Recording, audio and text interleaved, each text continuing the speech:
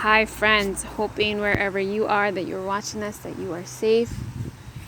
There's a lot of people right now dispersed from the hurricanes. Today is Today is October 11th, and B and I are actually outside in the garden trying to get some stuff done. It's been in the high 40s in the morning when I wake up. So this is another example of plants just want to grow. So this tomato plant is growing out of the hole in the compost, and this tomatillo plant is growing out of the compost as well. So yes, sometimes it's hard to garden because of pests and disease, and sometimes you have incidents like that where plants just decide to grow where you don't put them, and they're actually healthier where they put themselves. So I've been slowly harvesting some medicine here. We got some clary sage, some lemon verbena, some eucalyptus, because I know the frost is going to be coming shortly. There's the other eucalyptus, and I'm going to harvest some of that feverfew today and dry it. My goal today is one of my hellebores died because when we got that tree taken down, there was no longer shade, and we really don't have any shade at all. So right now, because where the sun is, there's some shade, but that used to be mostly shaded, and hellebore are a plant that like shade, and so the hellebore that I had here in the corner actually died. I thought it just needed water because it's been so dry for the whole season, and I was watering it and it wasn't getting any better, and I'm like, I think that's dying. So I'm not happy because I don't like to lose plants, but there's some honeybees. But unfortunately, once that tree came down, we lost all the shade over here. So I don't want to lose the rest of these hellebores, but I need to clean this out and put something here that likes sun. So I was thinking about putting the tansy because it gets tall and it would provide some shade, or the bone set. But then I have this other plant over there that gets like yellow flowers on it, and it's probably really root bound because I bought it a few years ago and I don't think I up-potted it, or maybe I up-potted it once. I can't remember. But so B and I are going to try to clean some things up, prepare the beds for winter. Gonna harvest some things out of the garden. I've been slowly harvesting some tomatoes, so like that feverfew isn't supposed to be there, so I'm gonna harvest that. Some tarragon. You could see how sad my peas are. Like, I literally started those peas in July. That's only the second pea I've gotten. I'm gonna harvest some of that marjoram, some thyme, and I picked up a chocolate mint and a mint. I'm gonna just let it take over in here, so to help with weed pressure, because I actually planted pennyroyal, which is in the mint family, in here. And here's one. Here's a pennyroyal here, but like the weeds actually beat out the pennyroyal. This one looks really sad. There's hardly anything here. So the spurge weed really took over. And I've weeded this multiple times, and mulch did not go down because I'm not the mulch person. People who are married know how that goes, that there are people in the house that do certain things and there are people that don't do other things. And the cucumber beetles are relentless this year. They're on my dahlias now. It's crazy. Look at them. They're all in there. Crazy. I don't know if you could see them, but there's a bunch of them in there. So, they didn't have enough fun destroying some of my plants, so now they're destroying more of my plants. So, yeah. I had Kohl's cash for my birthday, so I used it to buy this plant food on clearance. And I'm going to spread that today. I'm going to try to keep Bee out of the bushes because she just was groomed. And of course, now she's going to get in the bushes and pick up ticks. You know, invariably. Get out of the bushes. So, I just wanted to catch you up, see what was going on. We haven't really had any storms here in New York. We had a little bit of rain. It was very short.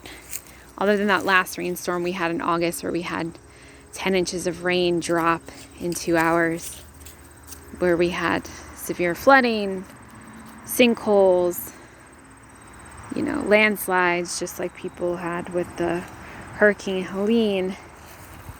It's been a trying year for a lot of people. And so when I feel really stressed out and like, I just don't know what to do anymore, I go outside.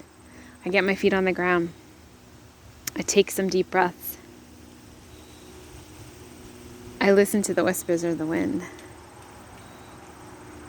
And the quieter you get, and the more you can go within, the calmer you'll feel. Because it's all of this external stuff that makes you crazy. It's the shoulds and the expectations and the have-tos and the this is what it's supposed to look like, and good and bad, and do your part, and that's what drives you nuts. That's what creates that mental chatter that's crazy. So I've been taking time to write. I've been taking time to read and quiet my mind and quiet my body and quiet my environment. I've been doing more in-person workshops, which has been great, but it's also very taxing. So I have to take more downtime. My body tells me, you need to stop. Otherwise it will stop me, for me, and that doesn't always feel good. So in this season of fall and transition into drier temps, and you know, we're still here, look at this Summiteal grew itself too. You know, drier temps and cooler temperature, drier conditions, it can feel a little unsettling to your system. It can feel like, oh, I'm sad that summer's over. I'm feeling really stressed out. I'm feeling triggered by watching the news. I'm feeling triggered because my family is, you know, driving me nuts, or whatever that may be. Whatever in life is triggering you, it's always going to be something that will trigger you. That's life. That's part of being a human. But can you be with that and recognize that it's not, doesn't always have to be and look the same way. It doesn't always have to feel the same way.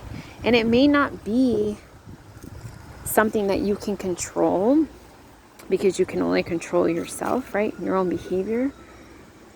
But you can control how you respond. You can choose how you react. You can choose what you pay attention to, right? So for me, it's like, what am I choosing to pay attention to right now? I'm choosing to look at the leaves that are changing color. Right? I didn't get to see the Aurora Borealis last night. There's too much light pollution where I am. Even though I'm in the suburbs, there's still a lot of light pollution. So I didn't get to see that.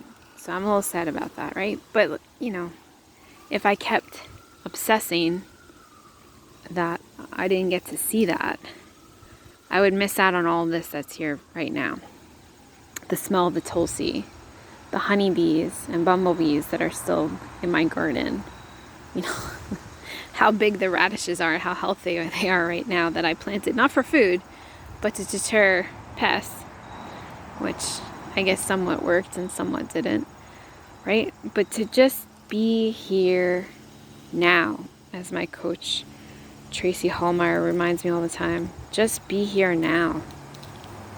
What does that feel like? Maybe it doesn't feel good. Maybe a lot of sensations are trying to get your attention right now. Maybe you feel really angry. Maybe you're really frustrated. Maybe you're really sad. Maybe your heart hurts for the world right now. But as you get quiet, is there something that comes through? Is there something that your body is trying to tell you through an emotion, through a sensation? Rather than disassociating, disconnecting, and binge watching and binging social media, and distracting yourself from what you see and what you hear and what you do, can you be here now in this moment?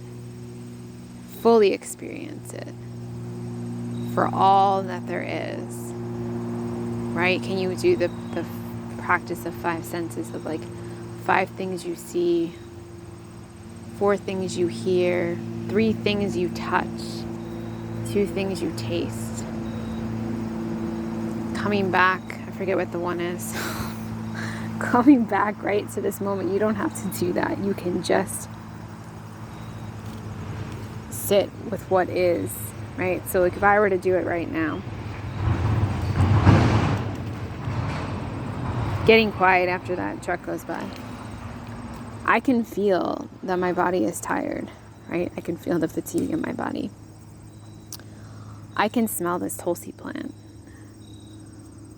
I can feel the weight of the world on my shoulders. I could feel that I needed to step away from the computer because I was starting to get a migraine. I can feel that I've been breathing shallow today because it's hard for me to take a deep breath.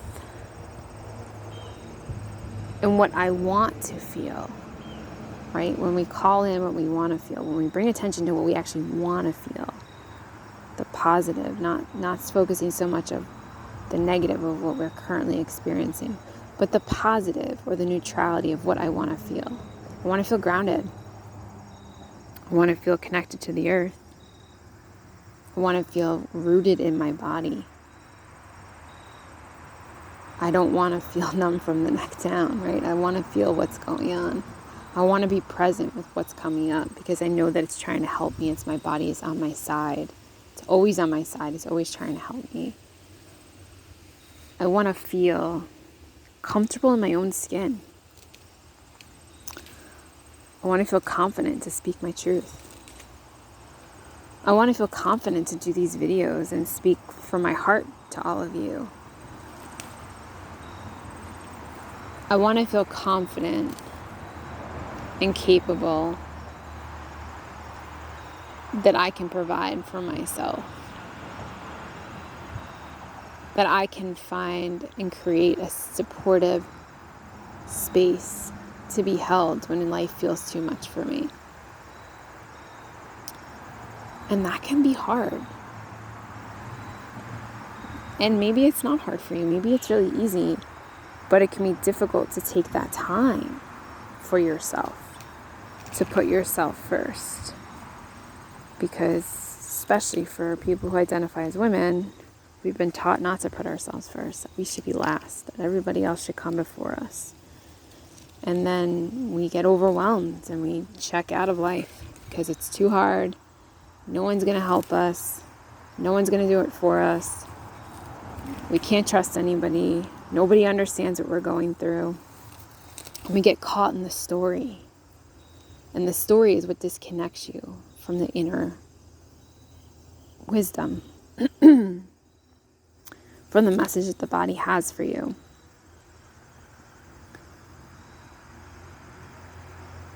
So maybe you can prioritize becoming more quiet in your life right now.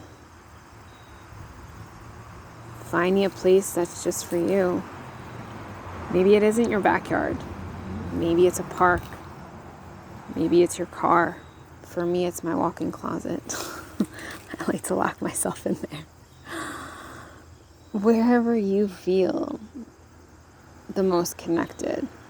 And maybe that's something you struggle with right now. And I get that because I've been there, done that, got the t-shirt for it. But could you do it for 1 minute? Sitting in a quiet space. Asking your body, letting you know you're paying attention. Hey, I'm here. I'm here. What do you need to tell me? What is this message that you're trying to tell me through this sensation or emotion? Why is it coming up? Why do I need to pay attention? What is the value of this? Because there's always value. We just don't stop to actually look for it. We're so busy trying to do the next thing and check off the next item on the to-do list and, get it all done, and then we can rest. But can you choose to rest now? Even with the never-ending to-do list, with all the people expecting things of you, asking things of you, can you be like Mother Nature and take a break when you need it? To root in, settling into the earth, feeling her hold you, spreading out your roots, letting them expand and go deeper so that your connection to her is stronger.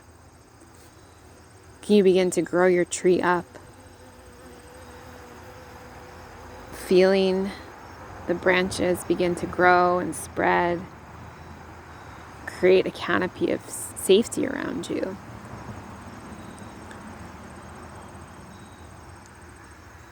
Just in this one moment, can you try that? Being here now. Taking that one deep breath in through the nose and out through the mouth.